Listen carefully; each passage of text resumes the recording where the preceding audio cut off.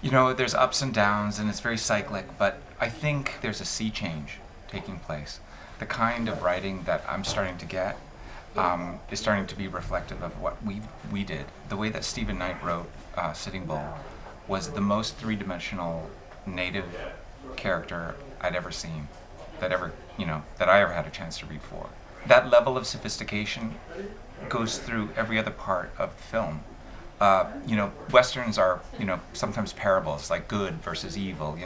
Everyone is complex and layered, and you kind of walk away from it going, wow, it must have been so hard to figure things out, because no one's a villain, right?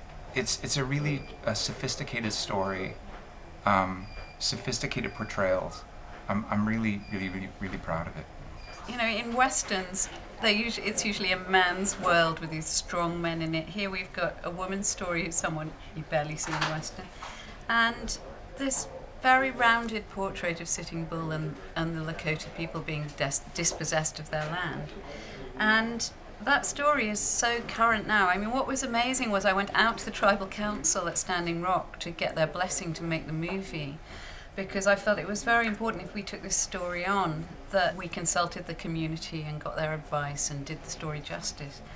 And what was extraordinary to be at those places, 48, Standing Rock, all the places Catherine Weldon went to. And then as we were making the movie, events unfolded at Standing Rock with the Dakota Pipeline. And it was uncanny, wasn't it? Yeah. How relevant the movie became as we were shooting it. I think there were a lot of women like Catherine Weldon, but their stories haven't been told in the history books of the United States.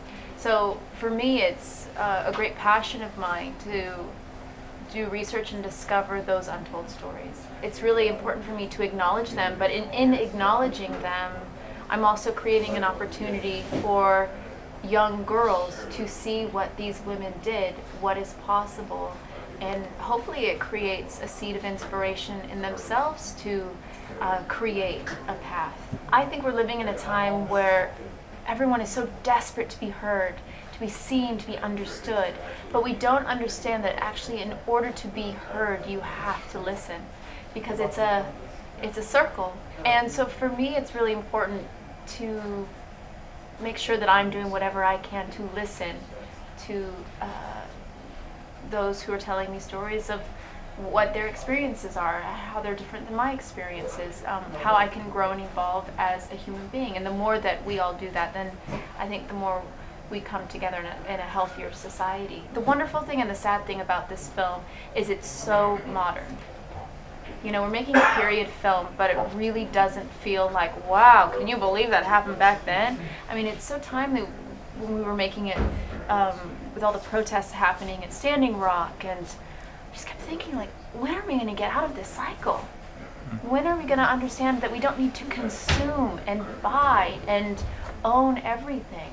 And also this idea of, when will be loving be more important than being right, quote unquote, what you believe is, your point of view, winning the argument? When will actually being compassionate be more important than winning the argument?